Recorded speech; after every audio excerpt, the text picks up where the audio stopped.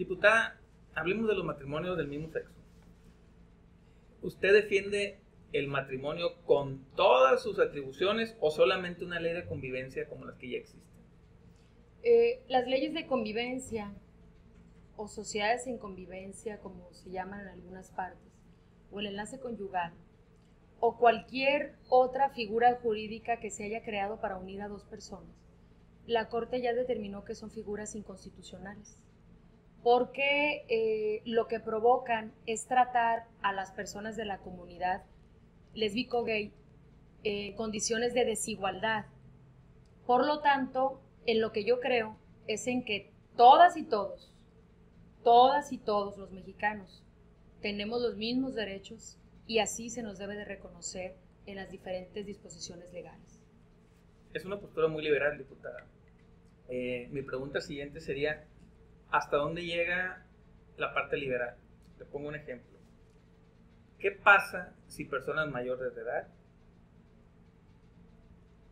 en este caso familiares, el incesto, deciden vivir y acogerse a la ley del matrimonio? También a ellos se les debe permitir, o en su caso, la poligamia. Son personas mayores de edad que quieren los mismos derechos que la comunidad lésbico-gay. ¿A ellos también se les tiene que dar este derecho o hasta dónde termina la parte liberal? No, pero ahí me estás hablando de delitos también. El incesto es un delito. Y si me vas a decir también como una de las personas que en ese altercado fue al Congreso que me acusaba de promover la pederastia, por ejemplo, que ese nivel de desinformación es la campaña que traían, pues ahí estamos hablando de otras cosas. A ver, el que yo apoye e impulse el matrimonio igualitario no es una postura liberal, es una posición legal del cumplimiento de la ley. En el 2011 se reformó el artículo 1 de la Constitución Política Mexicana. Y para los que somos abogados y para los que promueven además y son defensores de los derechos humanos, esa reforma representa toda una revolución jurídica, porque lo que se hizo a través de esa reforma es poner en el centro de todos los actos de autoridad los derechos humanos. Todas las autoridades, y así lo señala la Constitución, todas, en el momento de que van a ejercer cualquier tipo de acto de política pública, deben de valorar primero si están violentando el derecho de alguna persona. En ese sentido, establece que todos tenemos el derecho, independientemente de la preferencia sexual, y así de claro lo dice la Constitución. Si atendiéramos esa disposición constitucional, en todo el país tendría que estar ya el matrimonio igualitario, por la supremacía legal que significa la Constitución, con o sin reformas en los estados, atendiendo el principio pro persona, que está reconocido ya así por la Corte también, tendrían que ya no existir ningún obstáculo para que se lleven a cabo. Es una posición legal, no liberal. En eso sí quiero ser muy específica.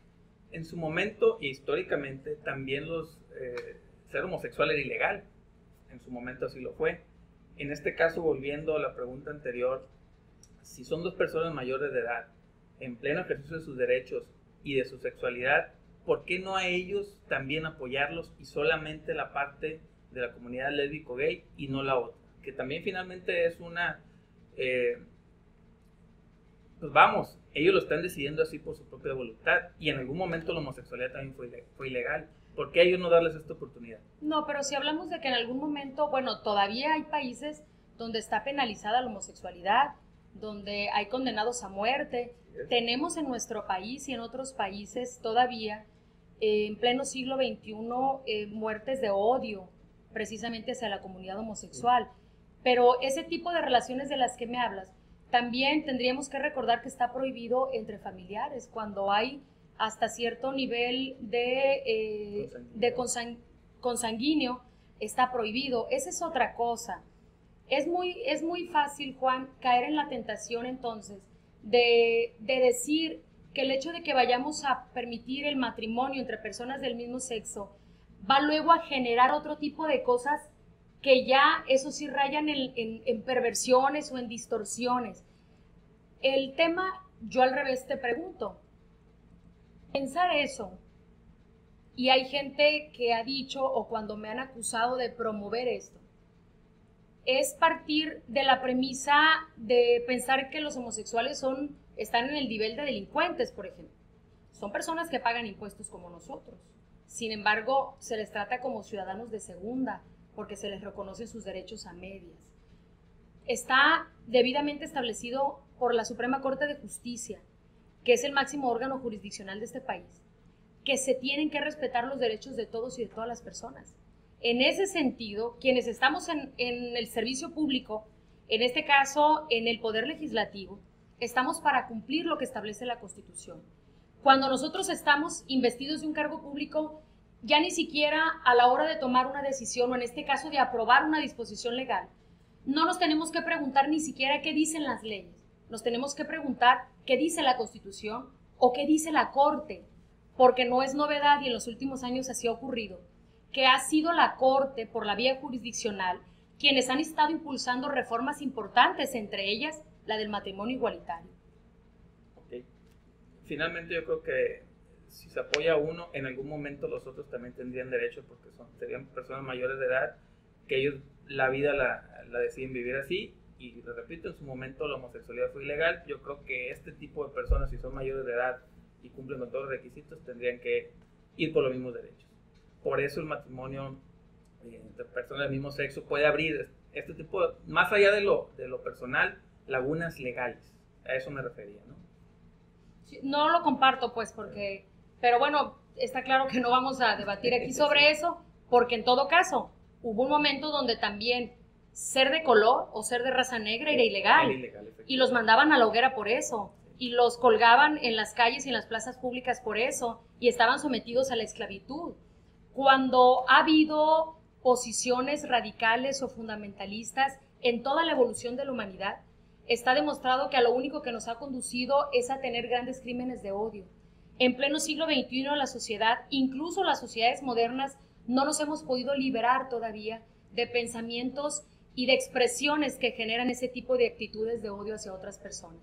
Yo reitero que en este caso particular, porque tú lo que me hablas ya son de otros temas, en este caso particular son temas que están establecidos perfectamente ya en el terreno legal y que además forman parte de la evolución humana. En este caso, las leyes han ido por delante del desarrollo de la sociedad.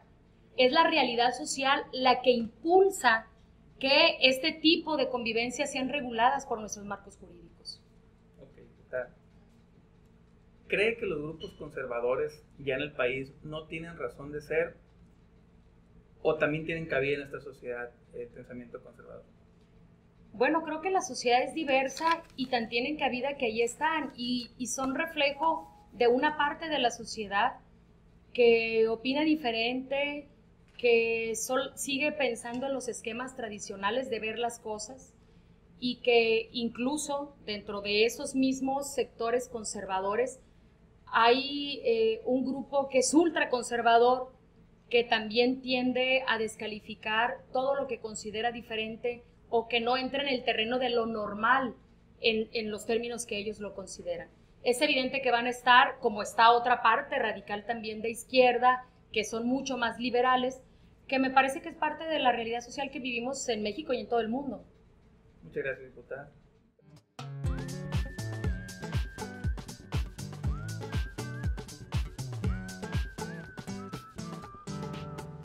Diputada, hay que hablar un poquito de equidad de género. ¿Usted está de acuerdo en las cuotas o capacidades? ¿Qué cree usted? Bueno, no está divorciada un tema del otro.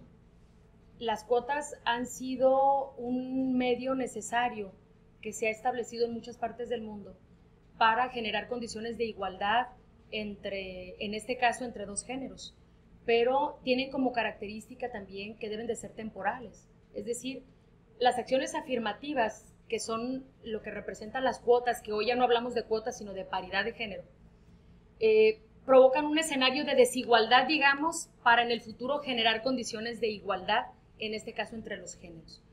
Me parece que es un tema que estamos a punto de que se ha superado por completo el tema de la paridad, porque resuelto en las leyes, particularmente para los cargos de elección popular, tenemos que empezar a hablar de un tema de democracia, donde no solamente van a cubrir esos espacios, ese 50% del que hablan las leyes, mujeres en lo general, sino que tienen que ser las mejores, las más capacitadas, las que tengan mayor rentabilidad y la que tengan también probada experiencia en el ejercicio de los cargos públicos. Es ya un tema de democracia.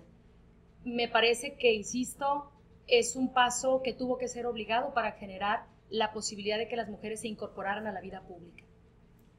Diputada, estamos de acuerdo en esta parte, que las cuotas fueron necesarias, pero ¿cree que en todo debe ser parejo? Una cosa es el Congreso, que está representada toda la sociedad, pero por ejemplo en los ayuntamientos hay dos derechos universales en democracia, desde los tiempos de que la democracia es democracia: el derecho a votar y ser votado. Con esta parte de la paridad de género, sobre todo en la parte de los ayuntamientos, les repito, pierde el derecho el 50% de la población a ser votado y votar por quien ellos crean que los va a llevar a un mejor rumbo. ¿No cree usted que se extralimitó en la parte de los ayuntamientos? ¿A qué me refiero? Que hay ayuntamientos donde el 50% de la población automáticamente no pueden ser votados. O peor aún, alguien que vaya a votar no va a poder votar por el 50%, que a lo mejor ahí está la persona más capacitada. ¿Qué piensa usted de esto? A ver, no me queda clara tu pregunta. Sin embargo, creo que a nadie se le quitan posibilidades de participar. La parte en la que tienen que ir evolucionando los partidos políticos es en cómo resolver sus procesos internos sin que se quede nadie fuera de la posibilidad de participar. Los partidos políticos, cada cual ha resuelto internamente en sus estatutos la forma en cómo va a garantizar esa paridad. En el PRI, que así lo hicimos ya en este proceso que acabamos de vivir, electoral federal, se hicieron, digamos, designaciones directas para aquellos lugares donde había mujeres con posibilidades de estar. Lo que yo te puedo decir en ese sentido es que estas cuotas, hoy reconocidas como paridad de género, forman parte ya de los instrumentos legales así reconocidos por todas las organizaciones internacionales. No es un tema que solamente se haya dado en nuestro país, se ha dado en muchos otros estados, en muchos otros países que incluso ya llevaban ventajas sobre nosotros y se han reconocido desde las bases legales perfectamente. Entonces, insisto, han sido circunstancias que se han tenido que generar para permitir que las mujeres puedan tener acceso, porque cuando no se tenía acceso, por diferentes razones hasta culturales, pues no se veía a los hombres quejándose de que solo ellos tenían candidaturas. Y hay una corriente hoy que ha aducido sentirse discriminado también, que por cierto han perdido los recursos que muchos de ellos han presentado, precisamente porque hay razones históricas y así consideradas en términos legales que han permitido que las cuotas sean consideradas constitucionales por el máximo órgano jurisdiccional, que es la Suprema Corte. ¿Qué va a pasar cuando otros sectores de la población pidan también sus cuotas? Ya por ahí se hizo un intento de los jóvenes de darles sus cuotas, tal vez las personas con discapacidad también piden una cuota. No sé, ¿qué va a pasar cuando todos los sectores de la población pidan cuotas? ¿No nos van a alcanzar los cargos? ¿Vamos a pulverizar la democracia? No, yo creo que el tema de las mujeres es un tema muy distinto, está muy por encima de la realidad que viven los jóvenes. Yo fui diputada por primera vez a los 24 años y fui diputada de mayoría. Y te puedo decir, y esto no significa que haya sido la generalidad, pero que ni siendo mujer, ni siendo joven con 24 años, tuve ningún obstáculo para poder ir a pedir el voto y que la gente me diera su confianza a través del voto. Sin embargo, no es la realidad histórica que se ha vivido en este país. Creo que difícilmente habría condiciones para que otro sector pudiera acceder a través de cuotas así de específicas y de obligatorias a los espacios de elección popular como lo han hecho las mujeres. Las circunstancias históricas que ha habido son muy diferentes. Los indígenas, por ejemplo, que también han sido históricamente segregados en la parte esta, también pudieran en algún momento pedir derecho a una cuota, ¿no cree usted? Pudieran sin duda, incluso en algunas legislaciones electorales derivados de las reformas que acabamos de hacer en todo el país, ya se considera que debe de haber algún tipo de representante de estos grupos indígenas ante los ayuntamientos, pero se establece como regla también que deben de ser aquellos lugares donde haya de manera importante presencia de grupos indígenas, y se habla incluso de algunos porcentajes que deben de existir. En el caso de Sinaloa no hay una población indígena que sea predominante, no así en muchos de los estados del centro de la República.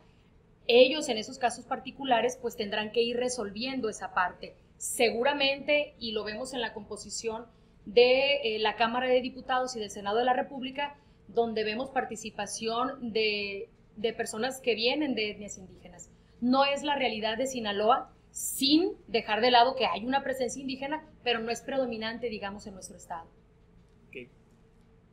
Al estar esto tan fresco e ir comenzando la paridad de género, ¿no cree usted que algunas mujeres del sector político se verían más beneficiadas que otras al inicio? Es decir, por ejemplo, ¿cuántas veces ha sido diputado usted? ¿O hay hay mujeres que ya se han dado vuelta a los cargos? ¿No cree usted que va a ser de peculio de algunas estos puestos?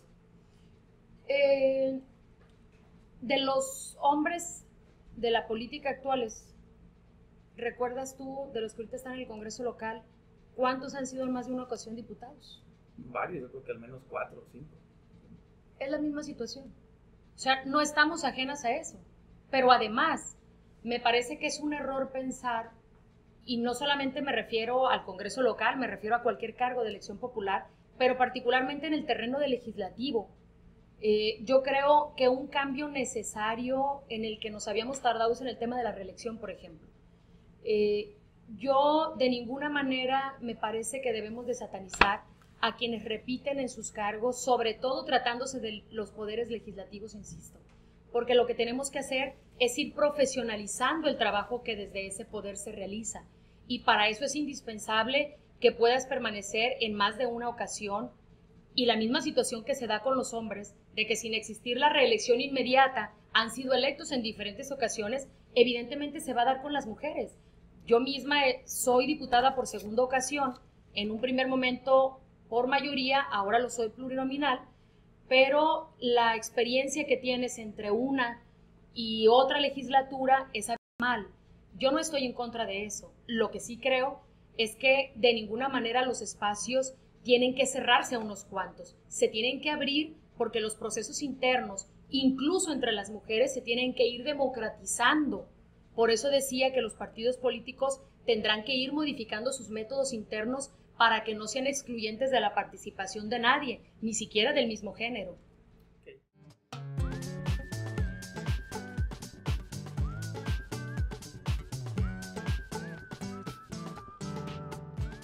Sandra, es hora de hablar de política, de grilla. ¿Quién cree para usted que va a ser el candidato del PRI al gobierno? Mira. No sé. ¿Quién le gustaría que fuera? El que decide el PRI voy a apoyar. Todos tenemos nuestro corazoncito, y más allá de quién decida su partido, obviamente usted lo va a apoyar con todo, pero ¿a quién le ve usted las mayores cualidades para poder ser? O al menos deme 2 o 3 nombres. Creo que el PRI tiene varios cuadros que tienen sobrada experiencia, Dígame los 3. conocimientos y la experiencia. No, porque decirte 3 significa excluir como a 5 más. Creo que todos los que aspiran del PRI tienen condiciones y pueden tener eventualmente circunstancias que les favorezcan. ¿Quién cree usted que va a ser? Mis creencias personales me las guardo para el final. Ok. En Culiacán, igual, ¿quién cree que sea el favorito para la candidatura en Culiacán? Creo que el PRI tiene condiciones para ganar nuevamente la presidencia de Culiacán, con un hombre o una mujer que tiene muchos en condiciones de ser también y de aspirar a ese cargo. Okay. ¿Qué sigue para Sandra? Seguir trabajando. ¿Qué le gustaría que en el próximo proceso, dónde la vamos a ver? ¿Quiere buscar la alcaldía? Me van a ver trabajando. Yo me tomo muy en serio los cargos y las responsabilidades que asumo. Así lo he hecho en el Congreso, así lo hice cuando fui diputada en la 58 legislatura. Fui la diputada que más iniciativas presentó en lo particular, que más veces subió a tribuna. Y ahorita también he hecho mi mejor esfuerzo para estar presentando iniciativas de reforma y nuevas leyes que provoquen cambios de fondo en nuestro estado. Y sobre todo, de manera muy especial, trabajando en la defensa y el reconocimiento de los derechos humanos de todas y de todos. Me van a seguir trabajando en esa tesitura. Mi única aspiración de antes, de hoy y del proceso electoral que viene es de estar en espacios donde pueda hacer lo que me gusta, que es hacer política, pero hacerla de manera responsable, de manera informada y sobre todo provocando cambios que verdaderamente modifiquen las estructuras sociales y de gobierno. ¿Le gustaría ser alcalde? Me gustaría estar en todos los cargos que me permitan estar cerca de la gente y trabajar para la gente. Bien, diputada, durante su carrera, ¿de qué se ha arrepentido? O lo replanteo, ¿qué hubiera hecho diferente en su carrera política, más que en la parte personal, de la parte profesional, qué hubiera hecho diferente? Creo que no hay ningún tema en el que sienta que debía haber hecho las cosas diferentes. Podrá haber casos en los que puedo pensar que pude haber hecho más. Sin embargo, ¿Cómo cuál, perdón? Por ejemplo, en la legislatura pasada formé parte de la Comisión de Puntos Constitucionales. Nos tocó trabajar en ese entonces también en temas de reforma electoral. Cada vez que pasa una elección hay reformas electorales y demás. Pero hubo muchos otros temas en los que pude haber trabajado que no tuve la posibilidad porque me concentré en los temas de la Comisión de Puntos Constitucionales. De manera particular, podría decir eso, por ejemplo, pero no me quedo a deber cuando me meto en algún tema. Está clarísimo además que quedo hasta el final. Me considero una persona congruente y en congruencia el tema que empiezo a trabajar lo llevo hasta el final y aspiro a que los que hasta ahorita he trabajado logre materializarlos en reformas muy concretas antes de que finalice esta legislatura. ¿De qué es lo que más orgullosa se siente en su carrera? Yo me siento orgullosa del trabajo que he realizado, me siento orgullosa de ser congruente con lo que digo y con lo que hago. Yo creo que a la política le hace falta que la prestigiemos más, que privilegiemos más el trabajo que estamos haciendo, haciéndolo de manera responsable, hablándole a la gente con la verdad, diciéndole las cosas por su nombre. En esa parte me parece a mí que es en lo que he tratado de hacer la diferencia. Hablo y digo cosas que incomodan mucho a la clase política en ocasiones, pero me parece que es parte de lo que ya debería de ser cotidiano. La gente necesita que le hablemos con la verdad, necesita que trabajemos por ellos, pero necesita también que le digamos que no cuando no se puede lo que está planteando. Eso es parte de lo que tenemos que ir avanzando y tenemos que devolverle el prestigio a la política. En días pasados, cuando Manlio Fabio Beltrones tomó protesta como presidente nacional del PRI, nos hizo recordar algunas frases de Reyes Heroles. Entre ellas decía una que a mí me gusta mucho: la política es tan limpia que ni el político más sucio puede mancharla. La política es tan grande que ni el político más pequeño puede empequeñecerla. A eso tenemos que aspirar, a hacer política. Estoy convencida que cuando hay momento de crisis, de crispación social, de desconfianza social, es cuando más uso de la política debemos de hacer. Porque la política, por su naturaleza, implica que tenemos que dialogar, que tenemos que conciliar, que tenemos que generar acercamientos con la sociedad, y cuando hacemos eso no nos puede ir mal. Muy bien, diputada, muchas gracias.